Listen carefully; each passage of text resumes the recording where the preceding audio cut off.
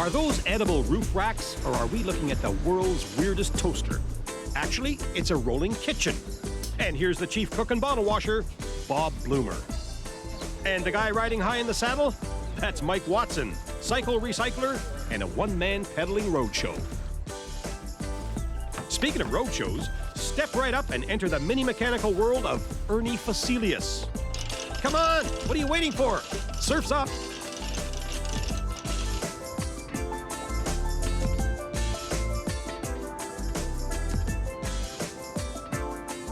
You'd think a celebrity chef would travel by limo. Not Canadian Bob Bloomer. He's known as the Surreal Gourmet, and his vehicle lives up to the billing. Funny thing is, Bob's not what you'd call a weird wheels nut. You know, as a kid, I must say I was never really fascinated with cars. I like the aesthetics of cars, but I've just never really been a car person. I've always had pretty simple cars, and I think I've only had 3 cars in my whole life, come to think of it. So I'm really the last person on earth I thought would be buying an Airstream and converting it and dragging it across the country. It's not like he went searching for a big toaster. I didn't find it, it found me. The Toastermobile is only the latest passion to find Bob. Writing cookbooks took over his life 10 years ago. As for playing with his food, that was a gift Bob had from the day he was hatched. With his newest cookery book about to hit the market, Bob was wondering how exactly to launch it. And then all of a sudden, out of nowhere, this concept of a Toastermobile tour going across America, you know, one stop at a time, feeding thousands of people, just came out of nowhere and just grabbed me and shook me and said, "This is going to be how you spend the summer of 2000. Bob had all the ingredients for a gastronomic sideshow. He had the talent, the commitment, and the sense of humor. But how do you go about finding a vehicle that can serve as a first-class kitchen and a rolling work of art? The word sponsor flashed across Bob's mind. When I had this idea and I called the people at Airstream, and initially I thought, hey, I'm going to travel across the continent. They're going to want to give me one of these Airstreams. And I called them and they went like, you're going to do what? Well, okay, whatever you want to do. And then he told me the price, which was basically the price everyone would pay for it. And I tried to explain, you know, how much exposure they were getting. They said, kid, we've heard it and we've seen it all. The folks at Airstream didn't nibble, but Bob's not bitter. In fact, he's happy to plug their product for free. It's just the classic Airstream. It's a popular misconception that these things are no longer manufactured. This is the 17-foot model. They also come 19 feet, and then they go on to 40 feet long. Did we mention the guy's a portrait artist, too? Who's your friend there, Bob? Oh, that's my alter ego. Don't tell me, Broccoli Bob. No, it's just Mr. Surreal Broccoli Head. Time to see what Mr. Surreal Broccoli Head can do with a head of broccoli in a kitchen about the size of a sardine tin. Come on inside. Stainless steel outside, stainless steel inside. $50,000 worth of top-of-the-line appliances. Put all that together with a top-of-the-line chef, and I think we're in for a treat. This is a little something I call shrimp on the Barbie. It was one of my favorite dishes to make. These are plain old shrimp that I've shelled and deveined. And I have a dry rub that I created. Now, dry rub is really just a collection of dried herbs and spices. In this case, there's thyme, oregano, salt, pepper, lemon pepper, and then my secret ingredient, which is chipotle powder. It's a smoked jalapeno pepper that's dried and ground. Jalapeno heaven. This is one hot dish. The shrimps, I mean, not Barbie. Can't you just smell that? Sure can. Starting to salivate over here. Starting to sweat a little, too. All that jalapeno, I guess. Can you turn on the air conditioning, Bob? Can't stand the heat? Get out of the Toastermobile. No way. Not until I've done what the sign says. But you know what, Bob? I think I'll give your chicken special a pass.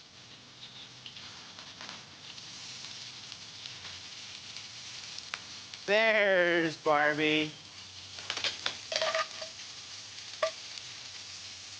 Barbie is so hungry. Whoops. You know, my philosophy about cooking is really that all it takes are some fresh ingredients and some fresh herbs and spices.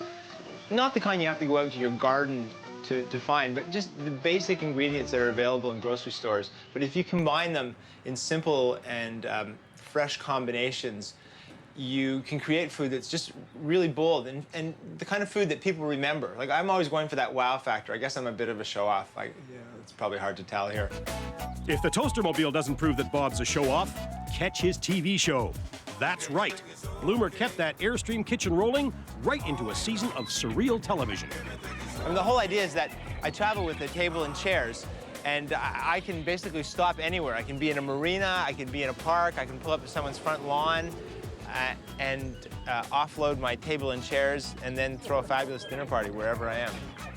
There's not many places in North America Bob hasn't taken his Toastermobile, including some remote islands off the coast of British Columbia. So it's very versatile, surprisingly versatile for a big old trailer like this. No more versatile than the surreal gourmet himself. He's living proof that if you don't dive headlong into your dreams, you're toast. But forget toast. Didn't we leave Barbie up to her waist in jalapeno shrimps? And one last thing. For the shrimp, we want to have a little of our dipping sauce. So here we have just a little bit of the special dipping sauce for Barbie. After you. Thanks for the snack, Bob Bloomer. It's been a surreal pleasure. Next time Bob's back this way, we'll get him to whip us up some diced fish. If you want to see how he does that, you'll have to tune in and find out.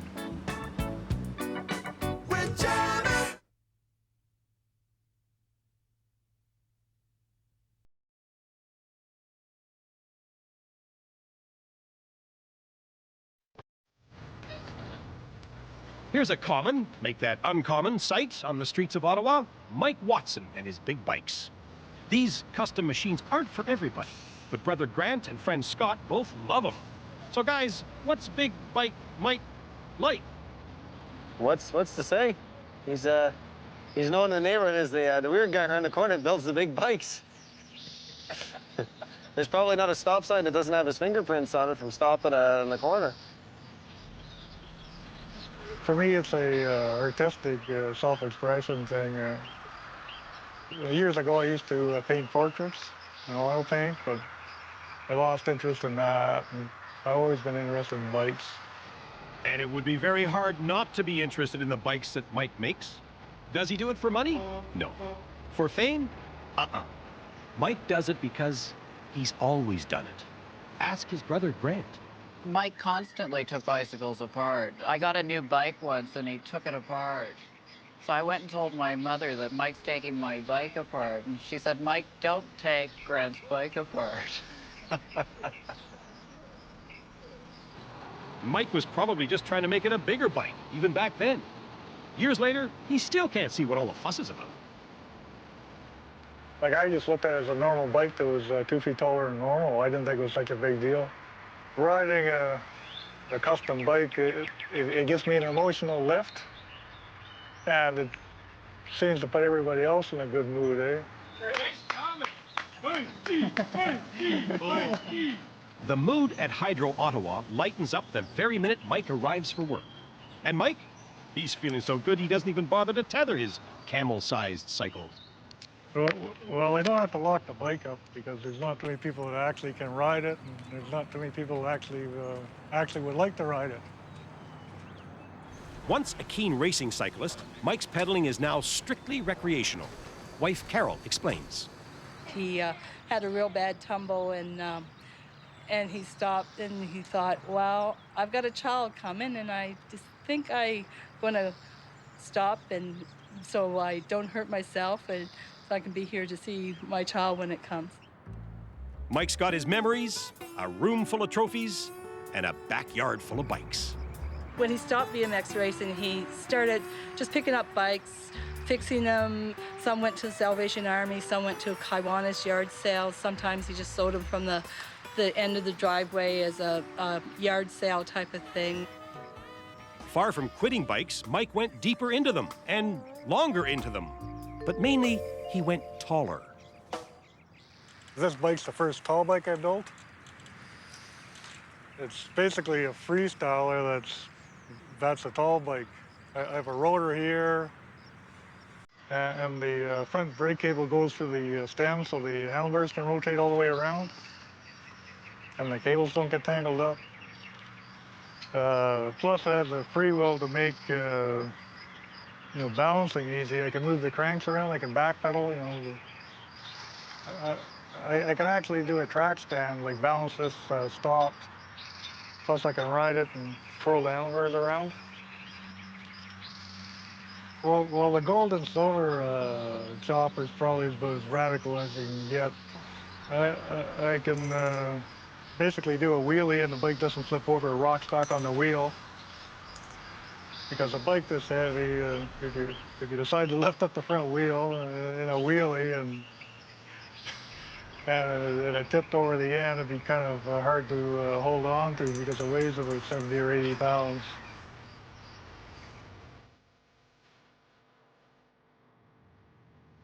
To most people, Mike's parts department is a pile of junk. But to Mike, these junkers are pure gold. Nothing makes him happier than hunkering down in his basement for an evening of mix and match. It's a cut and paste method of bike construction. Some people call it butchering. You cut stuff up and you put it together in different ways.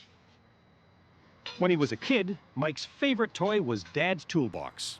Carol says her husband's always been this way.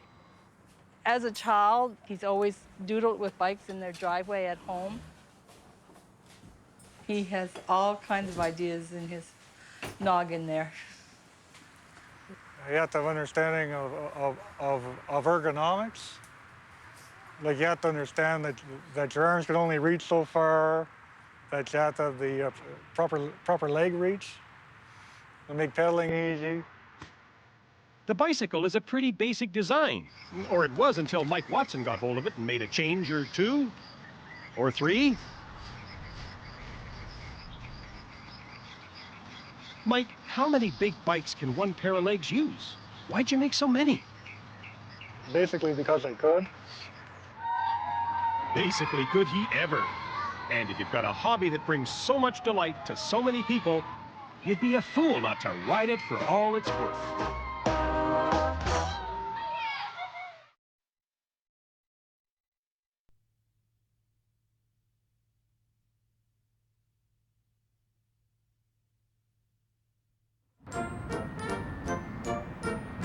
Aside from the color scheme, you wouldn't think there's very much strange about the motorhome that Ernie Facilius drives, unless you've had a peek in the back. It doesn't look like it now, but it was once a 1976 Dodge motorhome. But unfortunately, or fortunately, depending on how you look at it, it's now a traveling art gallery. A most unusual art gallery that has traveled to the most unusual places. Ernie used to work in the film industry, but 25 years in the big time taught him that Hollywood is no place for an artist. So now, when he's not whittling on the back porch of his home in Sebastopol, California, Ernie's on the road in what he calls the Mechelodion. People still kind of wonder why. Why did I do this to this beautiful Dodge motorhome? And I wonder myself sometimes. However, it makes a great vehicle makes a great art gallery, as you'll see when you go inside. But hang on, we're not finished with the outside yet. Not until Ruth Zulli finds just the right music roll to put us in just the right mood.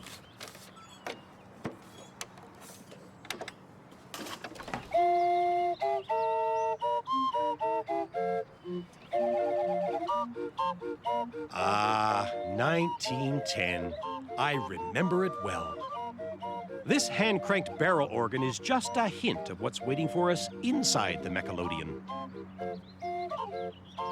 Hi, and welcome to the Mechelodion. This is a traveling art gallery, and all the pieces inside, as well as this organ, were handmade, conceived, and animated by Ernie. He's the tall guy inside in the black hat. Yeah, step right up. Watch your step. Welcome to the world before computer games and video arcades, to a time when toys were handmade out of whatever was lying around. Except these aren't antiques. They're the product of Ernie's two passions, carving and animation. And Ernie's big on participation, too. These toys are not just to look at. Rule number 1 in here is get cranking. And these operate on cranks, and everything's made out of wood and nails and screws and stuff you could find in your own garage. And wanted it to be that way so people could have some fun with old-fashioned technology. When I was a kid, you could break open an appliance and see all the working parts and all the mechanical things and sort of learn something from it. Now, if you break something open, there's nothing but a motherboard and some chips, and, you know, nothing moves. And, you know, it's really intimidating, I think, for kids, because they have no way of knowing, without years of training, what's actually going on in there, you know. Here they can look at it and see the little levers going up and down, and I think some kids are inspired, and some kids probably could care less, but I mean, it's fun to present this to people this way. So, you guys see this? And this represents like the world's worst Wild West show. It's so bad, usually kids sneak into shows. These guys are sneaking out. Ernie would come in and say, I think I've got it. He wanted it to turn off of one crank, so he'd come in and he'd say, I think I've got it now. I'm gonna do it this way. And then he'd go back out and, you know, a week later come back, no, that's not gonna work, you know, and he'd have another plan. And at one point it was pulleys, and it, you know, it just kept changing as to how it was gonna operate. So watching the progression of that was fascinating to me. And if you could see the underneath of it and the way it's all mechanized under there and the way that it works, it's just so impressive, and all off of that one crank. So, it looks complicated, but it is complicated. When they turn a crank in here, something's gonna happen. And they turn this one, and nothing happens. And people say, who don't get it right away, say, he's not working. The politician isn't working. Oh, I see, yeah. This kind of represents a frustrating toy where you never can quite get the jackalope to snap down on the trainer's head, no matter how fast or slow you go. What did you call that critter with the jaws, Ernie? A jackalope? Oh, jackalope is an American mythological creature, which is part jackrabbit, part antelope. And you see them, and they're sort of stuffed rabbit heads with deer horns stuck on them or something. Every installation here is not only a genuine piece of folk art, it also comes with a humorous twist. Well, almost everyone. This one's called the Tax Man. It's too true to be funny. This is called the last apple tree. I live in a town that is known for Gravenstein apples, Sebastopol, and every year they have a fair to honor these, you know, the growing of these apples, but every year there are fewer and fewer apple trees because they're being cut down for vineyards. This is called worms.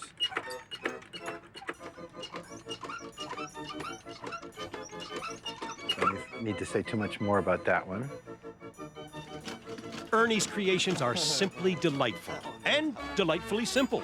That's because Ernie doesn't take a high-tech approach.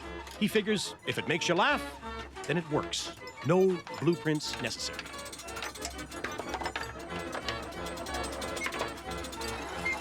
The thing is that there's no plan. I don't draw it out.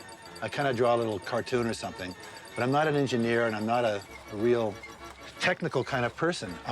So say I want to make his head move, I just try to figure out a way to connect the crank to that.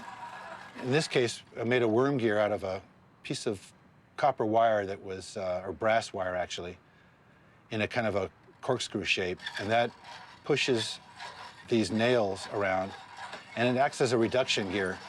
It's very crude and very simple, but it works.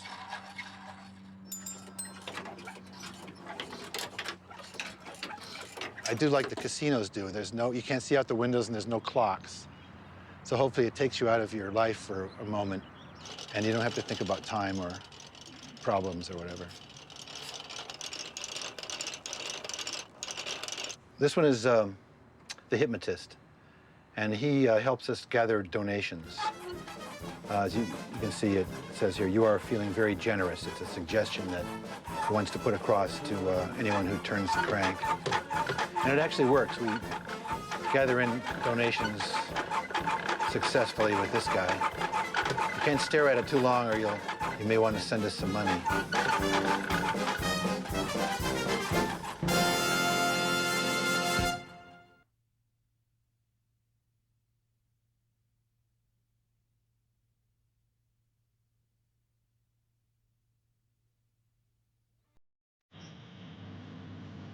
For older folks, the Mechelodion is a reminder of a world they used to live in.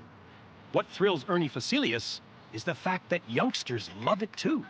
I like it when kids look at these and they say, "Well, I could do that." And I say, "Yeah, you could. That's the point. Go do it, you know." "Well, I think I will." "Well, all right."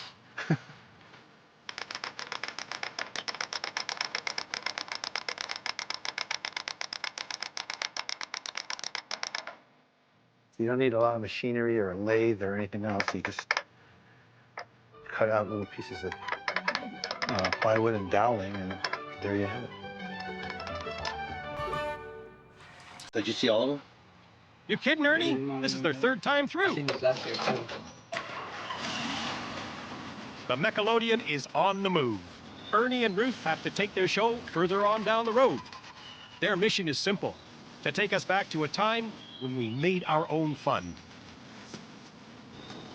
Keep an eye peeled for a maroon Dodge motorhome. Your town could be next. And if you don't want to miss Mike Watson, just keep your head up. Way up. And if you spot a giant toaster on Main Street, you'll know Bob Bloomer just blew into town. Which reminds me, Bob, those barbecued shrimp, what's the verdict? Not bad.